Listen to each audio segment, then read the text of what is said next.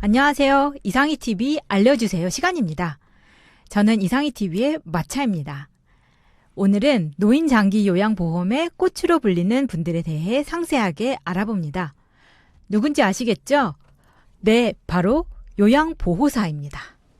지난 방송에서 알아봤듯이 노인장기 요양보험 제도의 수급자들은 요양원에 입소하는 시설급여와 집에서 서비스를 받는 재가급여 중에 하나를 이용하게 되는데요. 두 가지 모두 요양보호사의 활약은 정말 대단하다고 합니다. 그래서 오늘 방송의 제목은 노인장기 요양보험의 꽃, 요양보호사의 모든 것입니다. 오늘도 복지국가 운동계의 체계바라 이상희 교수님을 모셨습니다. 안녕하세요, 교수님. 네, 반갑습니다. 저는 늘 준비되어 있습니다. 네. 이상희입니다. 준비된 교수님과 함께 오늘 출발해 보도록 하겠습니다. 요양보호사, 그들은 누구인가? 오늘 저희 방송에서 확실하게 알아볼 텐데요. 교수님 먼저 요양보호사에 대한 전반적인 소개가 필요할 것 같습니다. 네, 요양보호사는 치매나 중풍 같은 노인성 질환으로 독립적인 일상생활을 수행하기가 어려운 어르신들을 위해서 신체 활동을 지원하거나 가사 활동을 지원하거나 혹은 인지 활동을 지원하는 등의 서비스를 제공하는 전문 인력입니다. 그러니까 요양보호사는 바로 전문 인력이다. 제가 이 말씀을 꼭 강조드리고 싶습니다. 이 요양보호사 분들은요, 요양보호사 교육기관에서 소정의 교육과정을 이수하고 국가시험에 합격해서 국가 자격을 취득한 분들입니다. 국가시험에 합격해야 돼요. 국가로부터 자격을 취득한 분들입니다. 그러니까 전문 인력이 확실하게 맞습니다. 요양보호사들은 자격을 취득한 후에 장기요양기관에 소속되어서 수급자가 건강하고 편안한 노후를 보내실 수 있도록 신체활동, 가사활동, 그리고 인지활동을 지원하는 그런 업무를 수행하는 분들입니다. 네. 국가시험을 통해 자격을 취득한다고 말씀해 주셨는데요. 요양보호사들이 이렇게 자격증 취득하기까지 공부도 많이 하고 또 교육도 받으셔야 될 것 같습니다. 요양보호사 자격 취득의 조건은 어떻게 되나요? 네, 요양보호사 자격을 취득하기 위한 조건을 지금 여쭤보신 거지 않습니까? 네, 시험을 봐야 되는데요. 요양보호사 자격시험, 이게 2010년 4월부터 우리나라에서 시행됐습니다. 요양보호사 교육원을 통해서 소정의 교육을 이수해야 됩니다. 이 요양보호사 교육원은요, 시군구마다 다 있습니다. 여러 곳에 있으니까요. 민간에서 운영하는 민간기관입니다. 네, 사주로 사단법인으로 많이 운영하고 있는데요. 이 요양보호사 교육원 이렇게 인터넷에 쳐보면 자기 집 주위에 이렇게 있는 걸 확인할 수가 있습니다. 시군구마다 많이 있으니까요. 이 요양보호사 교육원을 통해서 소정의 교육을 이수하고 그리고 자격시험에 합격해야 된다고 제가 말씀드렸지 않습니까? 국가시험입니다. 요양보호사 교육원에서는 이론과 실기, 실습 이렇게 해서 총 240시간을 이수해야 됩니다. 그러니까 이론 80시간, 실기 80시간, 실습 80시간 이렇게 되는 거죠. 그리고 자격시험에 합격하게 되면 요양보호사 자격증을 취득할 수 있는데요. 보통 교육원에서 교육받을 때 아침 9시부터 저녁 6시까지 교육받으면 점심시간 1시간 빼고 나면 8시간 교육을 받는 거잖아요. 네. 그럼 하루 8시간 받으면 뭐 8시간씩 80시간이 되려면 열흘을 공부해야 되겠죠. 8시간 10일 공부하면 80시간 되잖아요. 네. 그렇습니다. 이 80시간 3번이면 240시간이잖아요. 그렇습니다. 그래서 이 요양원에서 이루어지는 실습이 있죠. 실습도 80시간을 이수해야 됩니다. 하루 8시간씩이면 열흘 동안은 요양원에 가서 실습을 받아야 되는 거죠. 그러니까 이론과 실기, 실습을 모두 포함해서 총 240시간 이수를 해야 되는 겁니다. 시간으로 따져보면 꼬박 하루 8시간씩 30일을 그러니까 이수해야 되는 거죠. 그중에서 열흘은 요양원에 가서 직접 현장에서 실습을 해야 되는 겁니다. 그러면 요양보호사 자격증을 소지하고 있는 요양보호사의 수가 우리나라에는 얼마 정도 돼요? 네, 2019년 3월 현재 요양보호사 자격증을 가지고 계신 분 마차 대충 몇 명 될 것 같습니까? 요양보호사 자격증을 따신 분들. 그러니까 2010년부터 제가 이 제도가 도입됐다고 말씀드렸지 않습니까? 그리고 학원에서, 그러니까 교육원이죠. 요양보호사 교육원에서 공부를 해가지고 240시간을 그러니까 공부한 거죠. 그 240시간 중에 80시간은 요양원에 가서 직접 실습하는 것도 포함되어 있고 이렇게 해서 국가시험에 응시해서 자격증을 따신 분들 그러니까 요양보호사 자격증 소지자가 무려 162만 명이나 됩니다. 생각보다 벌써 꽤 많네요. 꽤 많은 정도가 아니라 엄청난 거죠. 162만 명이면. 162만 명이면 광주 인구보다 더 많을 거예요. 그러면 광주 인구가 100만 명 조금 넘잖아요. 그러면 160, 자격증은 네. 있지만 그 사람들이 또 다 일을 해야지 되잖아요. 그러니까 162만 명이 다 일하는 게 아니라 이 중에서 대부분은 이 자격증은 장롱 자격증이 되어 있는 장롱에 들어가 있는 자격증이죠. 장롱 자격증. 자, 실제로 그러면 근무하는 요양보호사가 몇 명이냐? 41만 5천 명밖에 안 돼요. 162만 명이 자격증을 갖고 있는데 이 중에서 일하시는 분들은 41만 5천 명. 그죠? 그러니까 4, 16이니까 4분의 1이네요. 4분의 1 정도만 맞죠? 네. 4분의 1 정도만 현장에서 일을 하고 있고 4분의 3은 장롱에다가 집어넣어놓고 있다. 이렇게 이해하시면 얼핏 될 것 같습니다. 이 41만 5천 명이 제가 실제로 근무하고 계시는 요양보호사라고 말씀드렸지 않습니까? 이분들 중에서 83.2%에 해당하는 41만 5천 명의 83.2%니까 34만 6천 명이 됩니다. 이 34만 6천 명은 방문 요양에 종사하는 방문 요양 보호사입니다. 그리고 나머지 6만 9천 명은 요양원 같은 시설에서 일을 하고 있는 시설 요양 보호사입니다. 그러니까 방문 요양 보호사가 전체 요양 보호사의 83.2%니까 거의 대부분을 차지하죠. 네. 그러면 이 요양보호사의 비율별로 보면 연령대가 어느 정도 될까요? 네, 요양보호사의 주 연령대, 대충 어느 연령대가 제일 많을 것 같습니까? 얼핏 생각해 보실 때. 주로 연세가 많이 많으세요. 요양보호사 가운데 그래도 조금 다행스러운 것은 60대가 1등이 아니라 50대가 1등이라고 하는 겁니다. 그런데 60대하고 별 차이가 없어요. 네. 50대가 42.6%고요. 60대가 38.3%입니다. 그러니까 50대와 60대가 거의 대부분이죠. 한 80%를 차지하죠. 50, 60대가 80%다. 그리고 70대가 넘는 분들 있죠. 70대가 넘는 분들도 6.5%나 되고요. 안타깝게도 40대는 11%밖에 되질 않습니다. 40대가 11%밖에 안 되고 대부분은 50대, 60대를 합치니까 거의 80%가 되더라. 높은 연령대에 치중되어 있다는 사실을 알 수가 있습니다. 역시 20, 30대는 없네요. 그런데 20, 30대의 젊은이들이 요양보호사 일을 꺼리고 있기 때문에 요양보호사의 연령대가 높은 것 같은데요. 네, 맞습니다. 요양보호사 직종에 새로운 세대가 진입하지 않는 이유, 바로 이 일자리가 나쁜 일자리라고 생각하기 때문입니다. 그런 인식이 우리 사회에 광범위하게 확산되어 있는데요. 실제로 요양 현장의 근무 환경이 굉장히 열악합니다. 현재 제가 요양보호사는 낮은 임금을 받고 있고요. 실제로 이분들은요, 시급제에 비정규직으로 일을 하고 있습니다. 그렇기 때문에 비자발적인 원하지 않는 실업을 많이 경험하게 되죠. 가장 안전하고 또 지속적으로 제공돼야 되는 게 바로 이 돌봄 아니겠습니까? 그런데 이 돌봄 노동이 이렇게 열악한 환경에서 불안정하게 제공되고 있는 이 현실 정말 안타깝다고 생각합니다. 관련 기사를 쫙 읽어본 적이 있거든요. 네. 한겨레에서 이번에 기자가 직접 요양보호사를 따는 과정부터 시작해서 실습까지 나온 것을 보면은 왜 20, 30대가 적은지도 알 수 있었던 것 같은데. 너무 열악하죠. 네. 네. 앞으로 고령화가 진행되면서 요양보호사에 대한 수요는 더 늘어날 것 같긴 한데요. 문재인 정부의 장기 요양 계획에 따르면 2022년까지 몇 명의 요양보호사 인력이 필요한 건가요? 네. 제가 아까 요양보호사 자격증 소지자가 162만 명이라고 말씀드렸습니다. 162만 명. 그리고 현재 근무하고 있는 요양보호사는 41만 5천 명이라고 했지 않습니까? 41만 5천 명. 다 외워놓으십시오. 41만 5천 명입니다. 그러면 2022년 문재인 정부 마지막 해지 않습니까? 이때 이 시점에서 그러면 필요 인력, 요양보호사 필요 인력은 몇 명이냐?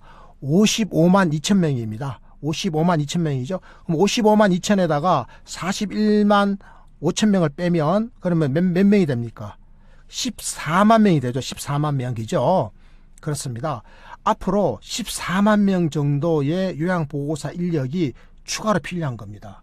이만큼의 일자리, 14만 개의 일자리가 2022년까지 만들어지는 거죠. 저는 이것은 굉장히 중요하다고 생각합니다. 그런데 문제가 있습니다. 처우가 좋아야 돼요. 그렇죠. 그러니까 장기 요양의 이 일자리가 좋은 일자리라 해야 되는 겁니다. 그래야 많은 분들이 오죠. 요양보호사라는 게 사실은 내 가족도 내가 보호를 하기가 힘들어서 요양을 하기가 힘들어서 이제 남한테 맡기는 거니까 내 일을 대신 해준다고 생각하면 이 사람들이 처우를 잘 받아야 또 내 가족한테 잘할 거 아니에요. 서비스의 질이 높아진다 그 말씀이잖아요. 네. 맞습니다. 특히 잘 교육받은 분들 있죠. 그러니까 젊은 청년들입니다. 청장년층들 잘 교육받고 올바른 자세를 갖춘 마음가짐이 잘 제대로 되어 있는 그런 청장년들이 이 분야로 많이 들어와 줘야 되거든요. 그래야 장기요양 서비스의 질이 높아질 수 있다. 저는 이런 생각을 갖고 있습니다. 네. 노인 장기 요양의 공적 보험자인 국민건강보험공단에서도 요양기관 종사자, 특히 요양보호사의 처우를 개선하기 위한 정책을 정부가 추진하고 있을 것 같은데요. 네, 맞습니다. 특별하게도 문재인 정부에 들어와가지고 네. 이 정책들이 굉장히 강화되고 있습니다. 문재인 정부의 두 가지 트레이드 마크가 되는 우리 건강 분야 정책하면 문재인 케어하고 또 하나가 치매 국가 책임제이지 않습니까? 네. 치매 국가 책임제의 핵심이 바로 이 노인 장기 요양이거든요. 바로 요양 보호사들이 치매 환자들을 돌보기 때문에 그렇습니다. 한겨레 신문 특집에서도 보셨겠지만 대부분의 요양원에 가보면 요양원에 입소해 계신 분들의 뭐 70%에서 거의 90%는 치매기가 있거나 치매 환자들입니다. 네. 그러니까 요양 보호사들은 치매인 분들을 돌보는 일종의 전문가라고 보시면 되는데 이분들의 서비스의 역량이 높아져야 되고 이분들이 자존감을 갖고 일을 할 수 있는 조건이 만들어져야 되지 않겠습니까? 네. 그러기 위해서 문재인 정부에 들어와가지고 몇 가지 조치가 취해졌습니다. 바로 요양보호사 처우 개선비입니다. 요양보호사의 처우를 개선하기 위해서 장기요양 수가를 최근 몇 년 사이에 많이 올렸거든요. 장기요양에 들어가는 비용을 많이 올려준 겁니다. 그러면 기관에서는 이 높아진 비용을 기관 자기들이 가져가는 게 아니라 장기요양에 종사하는 요양보호사들의 처우를 개선하는데 이 돈을 쓰라 이거죠. 그런 조건으로 장기요양 수가를 높여준 겁니다. 인건비를 높여달라 이렇게 수가 인상분이 인건비에 직접 연계가 되도록 장기요양 요원의 인건비 지출의 비율을 의무화했습니다. 이게 굉장히 중요한 겁니다. 그러니까 실제로 장기요양 기관이 받아갔던 그 비용이 있지 않습니까? 그 비용의 일정 부분, 예를 들면 한 80% 정도는 아니면 75%, 80%이 정도는 무조건 인건비에 써라. 이렇게 딱 인건비의 그 비중을 법으로 정해버린 겁니다. 이렇게 해서 요양보호사 처우 개선비를 지급하고 있다라고 하는 사실, 문재인 케어와 국가 치매 국가 책임제 이 맥락 속에 있는 거죠. 자, 그러니까 장기요양 기관의 장은 장기요양 급여비 중에서 장기요양 비용 중에서 일정 비율을 장기요양 요원에 대한 인건비로 지출하도록 법령에다가 고시를 딱 정해놓은 겁니다. 또 이런 것도 있습니다. 장기요양 종사자의 안정적인 근무 여건을 마련하기 위해서, 장기요양 종사자의 안정적인 근무 여건이라고 하는 것은 금방 하다가 금방 그만두는 게 아니라 길게 일하라 이 말이거든요. 길게 일해야 안정적인 근무 아닙니까? 그래서 안정적인 근무 여건을 마련하기 위해서 장기 근속 장려금 제도를 문재인 정부에서 신설해서 지급하고 있습니다. 특히 이제 이 요양보호사 같은 경우에는 네. 뭐 병원에서, 그러니까 요양원에서 네. 그 퇴직금을 주지 않으려고 일부러 이렇게 1년이 되기 전에 퇴직을 시키거나 이런 경우가 많다 그러더라고요. 그렇습니다. 이제 그런 거 막기 위해서. 그런 거 못하게 하고, 뭐 1년이 아니라 이제는 길게 일하라. 그래서 장기 근속 장려금을 신설해가지고 지급하고, 그리고 기관들에게 이제 그런지 못하게 1년 만에 자르고 11개월 만에 자르고 이런지 못하게 네. 지금 뭐 정부가 적극 계도를 하고 있습니다. 그래서 장기 근속 장려금 제도를 도입했다고 그랬죠. 그리고 장기 요양 요원, 그 장기 요양 요원이라 하면 이제 요양 보호사를 말하는 겁니다. 이 요양 보호사의 권리를 보호하기 위해서 지방자치단체가 장기 요양 요원 지원센터를 설치 운영할 수 있도록 했습니다. 그러니까 지자체가 장기 요양 요원 지원센터를 설치 운영을 하도록 그렇게 해놨습니다. 이 보건복지부의 관련 고시를 보면 이 요양보호사가 특정한 요양기관에 오랫동안 근무하게 되면 제가 아까 장기 근속 장려금을 준다고 그랬지 않습니까? 네. 근데 보통 이제 3년 근무하면 한 달에 6만 원씩을 더 줍니다. 한 달에 6만 원씩을 줘요. 그리고 3년이 아니라 이제 5년을 근무했죠. 네. 5년 이상 근무하면 한 달에 8만 원을 드립니다. 그럼 7년 이상 근무했죠. 그러면 한 달에 10만 원씩을 수당을 드립니다. 장기 근속 장려금입니다. 이 장려금을 이제 받게 되면 좀 더 자신감도 생기고 그러지 않겠습니까? 네. 그러면 청장년층이 장기 요양을 일자리의 블루오션으로 간주를 하고 이쪽 분야로 들어오도록 하려면 어떤 조치가 더 필요할까요? 네, 핵심적으로 개선돼야 할 부분은 바로 요양보호사의 시급제 노동입니다. 지금 시급제거든요. 서비스 측면에서도 이용자의 다양하고 복합적인 요구와는 별개로 지금 시간당 책정되어 있는 시간제 수가, 이것은 개선돼야 됩니다. 시간제를 하다 보니까 이게 지금 이 서비스를 공급하는 요양보호사나 서비스를 받는 수급자나 모두에게 서비스의 질이 떨어지는 겁니다. 시간을 갖고 다투니까. 그럼 시간제를 하지 말자 이런 이야기입니다. 그러니까 제 이야기는요. 그러니까요. 이게 지금 일종의 그 최저임금보다 조금 더 높은 그런 시급제 알바처럼 지금 그렇죠. 이렇게 되어 있는 거거든요. 이 노동 환경 자체가 바뀌어야 된다라고 하는 게 제 이야기입니다. 네. 그래서 이 요양보호사의 시급제 일자리가 이제 8시간 기준에 전일 월급제로 바뀌어야 된다. 월급제로 가자. 하루 8시간 근무하고 일주일에 그 52시간 근무제를 해가지고 이제 월급제로 가자. 이렇게 되는 건 한 달에 200만 원을 받든 얼마를 받든 월급제로 가자. 이런 이야기를 제가 하고 싶은 겁니다. 그리고 이 장기근속 장려금 제도 있지 않습니까? 네. 이거가 본래의 순기능을 잘 작동하도록 그렇게 해야 되는데 일부 기관에서 지금 한겨레 신문 특집에서 보시다시피 장기 요양 이게 장려금 이거 있죠. 이거 안 주려고 중간에 막 잘라버리는 경우도 있거든요. 네, 많더라고요. 그러니까 그 아주머니 한 분이 나오십니다. 그분은요, 3년 딱 되기 전에, 한 달 전에 딱 잘립니다. 왜 3년 되면 이제 다달 얼마 줘야 되죠? 6만 원씩 장기건설 장려금을 줘야 되니까 그거 안 주려고 3년 되기 전에 탁 잘라버리는 거예요. 그리고 그 아주머니 이제 다른 데 또 취직했잖아요. 그럼 다시 또 시작하는 거거든요. 그러니까. 너무 잔인하지 않습니까? 이게 뭐 하는 짓입니까? 근데 이거보다 사실 더 잔인한 일도 굉장히 많습니다. 하나씩 살펴보죠, 뭐. 네. 그럼 좀 전에 장기 요양 요원 지원 센터를 말씀하셨는데 이거는 또 요원들을 지원하는 센터인가요? 맞습니다. 장기 요양 요원이라 하면 이제 요양 보호사들인데요. 이분들을 여러 가지 측면에서 지원해 드려야 됩니다. 이분들이 굉장히 어려움을 많이 겪고 있는데 그렇죠. 네. 지원해 드려야 됩니다.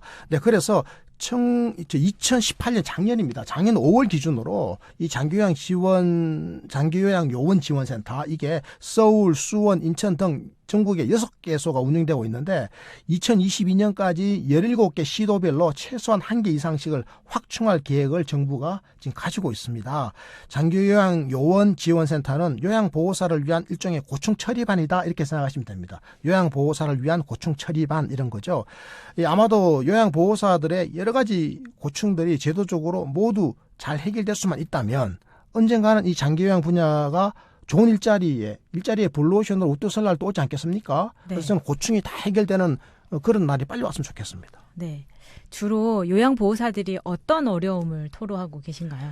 가장 중요한 어려움, 이건 역시 고용이 불안정하다라고 하는 거죠. 고용의 불안정입니다. 한번 생각해 보십시오. 내 일자리가 불안정하면 일이 제대로 되겠습니까? 열악한 근무 환경, 그리고 인건비 문제, 이거죠. 인건비. 그러니까 이게 수입이 너무 적은 거예요. 그 근로 환경도 너무 열악해요. 그리고 또 말이죠. 이 요양보호사를 대하는 수급자 보호자들이 있죠. 어르신이나 어르신의 가족들이 이게 요양보호사들에게 너무 함부로 대하는 경우가 있습니다. 인식이 개선돼야 하는 겁니다. 네, 그렇더라고요. 제가 그 한겨레 신문 보셨죠? 네. 무슨 뭐 식모 부리듯이 하고 말이죠. 특히나 요양보호사에 대해서 정확한 호칭도 필요해요.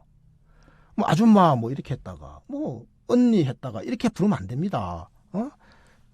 정확하게 불러드려야 되거든요. 호칭을. 그리고 또 부당한 업무 요구.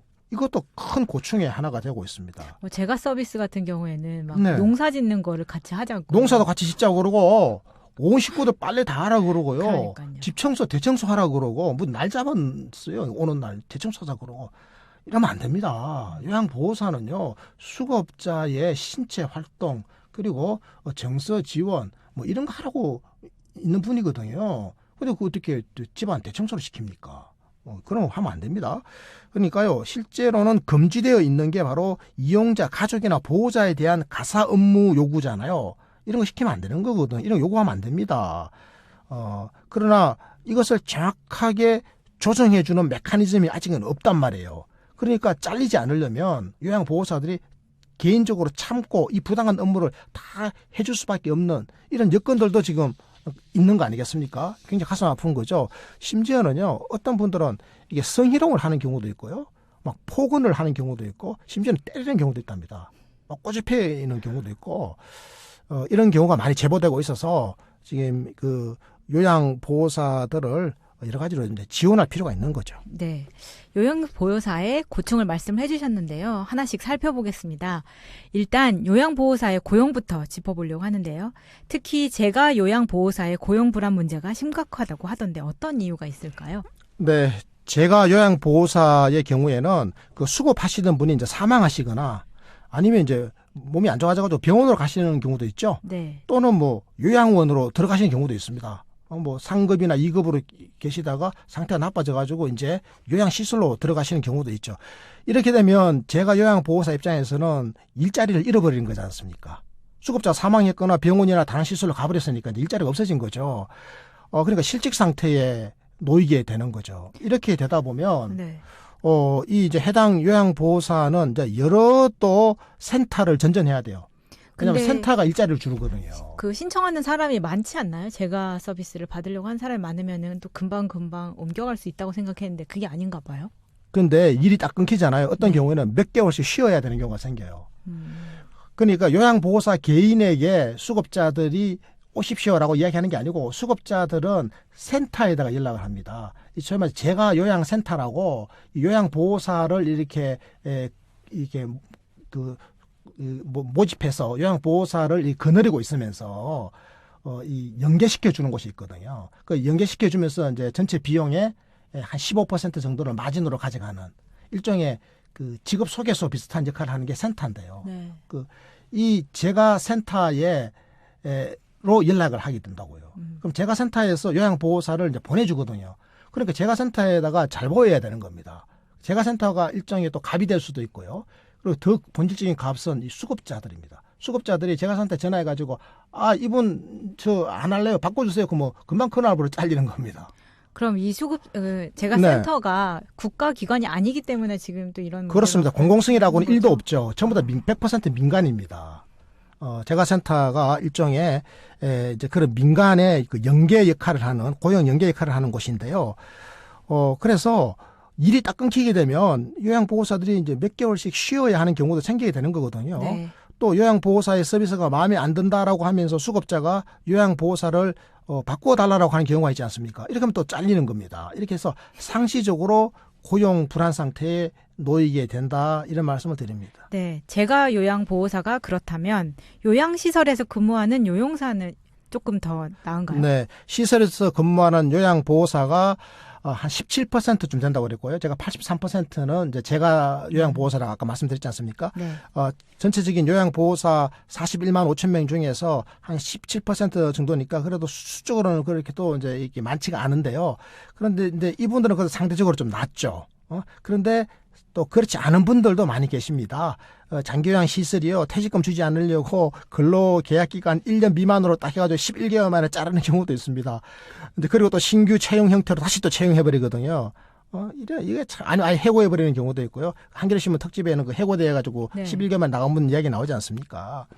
그리고 또 시설에서 보면 야간에는 요양보호사가 혼자 한 층을 다 담당해야 되는 경우가 있습니다. 한겨레신문 특집에서 이게 나왔는데요. 이렇게 하면 이제 안전 문제가 생기기도 합니다. 근로계약상 휴게 시간이 정해져 있는데 이 실제 휴게 시간보다 허위로 더 많이 표기가 되어 있어서 제대로 임금을 받지 못하는 경우도 있고요. 그러니까 임금을 받아야 될 시간이 이제 휴게 시간으로 되어 있으면 임금을 못 받지 않습니까? 이런 또 꼼수도 실제로 발생하는 경우가 있다고 합니다. 또 안전면에서나 권리면에서 개선이 필요한 부분이 굉장히 많은 것 같습니다. 네, 근무 환경도 좀 살펴봐야겠는데요. 요양보호사들이 근무하면서 어떤 점을 가장 힘들어하는지도 궁금합니다. 네, 특히 방문 요양보호사 같은 경우에는 이제 수급자 집안으로 가지 않습니까? 네. 가는 동안에 뭐 30분이 걸릴 수도 있고 1시간이 걸릴 수도 있잖아요. 네. 걸어가는 시간 1시간 걸리는 거는 이거는 다 공치는 겁니다. 이것은 일하는 시간에 포함 안 되거든요. 네. 그러니까 시급제가 얼마나 문제가 많은지 아시겠죠. 그래서 이게 지금 문제가 있습니다. 식사 시간, 그리고 또 휴게 시간이 있죠. 이게 보장되지 않는 경우도 많습니다.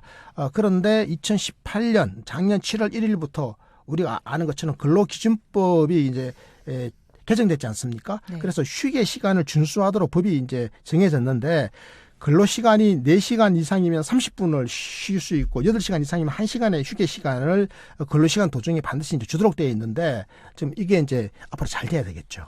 그럼 인건비 부분은 어떤가요? 역시 열악할 것 같긴 한데요. 네, 이 재가 요양보호사의 임금 체계는 이 기관 대표자와 근로자 간의 계약에 의해서 결정이 되도록 되어 있습니다. 이 근무 시간은 요양보호사마다 다 차이가 있지 않겠습니까? 네. 그런데 보면 이게 95%는요, 식업제에 해당합니다. 95%가 바로 식업제죠. 그래서 국민건강보험공단에서는 이 재가 요양보호사의 임금 제도가 보다 안정적으로 개선될 수 있도록 지금 통합재가서비스 시범사업을 하고 있기는 있습니다. 이 통합재가서비스 시범사업을 하면서 이 방문 요양사들에 대해서 이제 월급제 모델을 지금 연구 검토하는 단계에 있습니다. 지금 연구 검토하는 단계인데 저는 이 시급제를 빨리 버리고 네. 월급제로 가야 요양보호사 제도가 제대로 된다고 생각합니다. 그렇게 되면 이제 요양보호사들도 좀 더 기존에는 좀 자유로웠는데 이제는 직장에 매이듯이 이제 하루 8시간 딱 매여가지고 일을 해야 되겠죠. 그래도 그걸 원하는 겁니다. 네. 그래야 서비스의 질이 좋아지기 때문이고 본인도 안정적인 느낌을 가질 수가 있죠. 네, 그렇습니다. 그래서 현재 대부분의 요양보호사가 아까 제가 시간제로 시급받고 있다고 말씀드렸지 않습니까? 급여 수준은 매우 낮은 실정입니다. 현재 사회복지시설에 근무하는 모든 직원들은 이 노인복지법에 따라서 이 보건복지부가 정한 인건비를 받고 있거든요. 네. 그런데 요양보호사는 보건복지부가 정한 직업군에서도 빠져 있습니다. 빠른 시일 내에 요양보호사도 노인복지법이 정하는 인건비 기준에 포함을 시켜서 네. 동등하게 급여를 받을 수 있도록 해야 한다. 저는 이런 생각을 하는데요. 그렇네요. 네, 노인 장기요양 보험 제도의 핵심적인 역할을 담당하고 있지만 이 요양보호사의 직업군은 간병인으로 되어 있습니다. 요양보호사가 정확한 직업군으로 인정을 받지 못하고 있는 것은 저는 큰 문제라고 생각을 하고 있습니다. 이 재가 급여인 방문 요양의 경우를 보면 이 방문 요양센터는 국민건강보험공단에서 85% 그리고 노인의 자기부담금 15% 이렇게 해가지고 급여 비용을 받지 않겠습니까? 네. 그래서 방문요양센터가 이제 돈을 받는 거거든요. 그럼 시간당 요양 서비스가 얼마인가 하면 한 15,500원 정도 잡힙니다. 한 시간에 15,500원. 그럼 센터가 15,500원의 수입을 가져가지 않습니까? 네. 이 중에서 이제 요양보호사에게 인건비를 지불하는 거거든요. 몇 퍼센트를 지불하는 거면 한 86%를 지불합니다. 그럼 요양보호사는 한 시간당 13,300원을 가져갑니다. 그러니까 센터가 시간당 15,500원을 받아서 13,300원을 요양보호사에게 지급하고 있는 거죠. 15% 정도는 수수료인가요? 네, 15% 정도, 14%죠. 14%는 센터의 수입이 되는 겁니다. 이런 식으로 이제 운영이 되고 있는데요. 그런데 이것도 뭐 기관에 따라 가지고 또 편법도 있고 들쭉날쭉하기도 한다라고 하네요. 하지만 2018년 기준으로 시설 요양보호사의 경우에는 그 최저임금이 한 186만 원 정도 되는 것으로 조사가 됐습니다. 그래서 아마 올해는 조금 더 높아져 가지고 뭐 한 190만 원 내지 200만 원 정도가 되지 않겠나. 이 시설에서 이제 일하시는 분들 이야기입니다. 네. 네. 그러면 요양보호사는 어떤 업무를 하는지 자세하게 알려주세요. 네, 요양보호사 아까 제가 잠시 말씀드렸는데 다시 한번 정리해 드리자면 이렇습니다. 수급자의 식사와 약을 챙겨드립니다. 기본적으로 식사와 약이죠. 이게 제일 중요한 거죠. 그 다음에 세면이나 목욕, 화장실 가는 거 도와드리는 것, 이게 전부 다 신체활동 지원이거든요. 그 다음에 장보기, 산책, 세탁, 청소, 말벗, 이런 게 일상생활이지 않습니까? 일상생활을 지원해드리는 것. 또 정서적으로 지원해드리는 것. 뭐 이런 거요. 그 다음에 또 남아있는 신체 기능이나 인지 기능을 유지, 향상시키기 위한 인지활동의 지원. 이것도 요양보호사의 역할입니다. 대충 뭐 이 정도를 제가 말씀드리고요. 다만요. 그 수급자 가족을 위한 일 같은 거 절대로 요구하면 안 됩니다. 그러니까요. 심지어 밭에 나가가지고 저 콩나물 다듬게 야채 뽑아오라 이런 거 시키면 안 되고요. 가족의 생업을 지원하는 것도 하면 안 됩니다. 네. 김장 도와달라라든지 경조사에 함께 가자 이런 것도 요양보호사 역할이 아닙니다. 네. 그 요양보호사의 고충 가운데 성희롱 문제도 빼놓을 수가 없을 것 같은데. 맞습니다. 네, 실제로도 고충을 토로하신 분들이 네, 많죠. 많습니다. 그래서 수급자나 가족들로부터 성희롱 당했다고 호소하는 분들이 많이 계시거든요. 그래서 저는 요양보호사 개개인들이 이런 성희롱에 대해서 저는 좀 개인적으로 대처하는 게 어렵다고 생각합니다. 제도적으로 앞으로 좀 뭔가 시스템을 갖추었으면 좋겠다 이런 생각을 하고요. 그리고 또 한 가지 제가 꼭 말씀드리고 싶은 것은 국민들의 인식 개선이 필요하다고 하는 겁니다. 네. 국민들이 인식을 완전히 이제 개선을 해야 되는 겁니다. 요양보호사의 인격을 존중하고 또 인권 침해를 방지하고 또 성희롱도 하지 말아야 됩니다. 그리고 요양보호사를 우리가 부를 때요. 요양보호사 부를 때 요양보호사님 이렇게 부르든지 아니면 뭐 요양사님 하든지 아니면 선생님 하든지 이렇게 좀 존칭을 써주는 것도 서로 간의 예의라고 생각합니다. 네.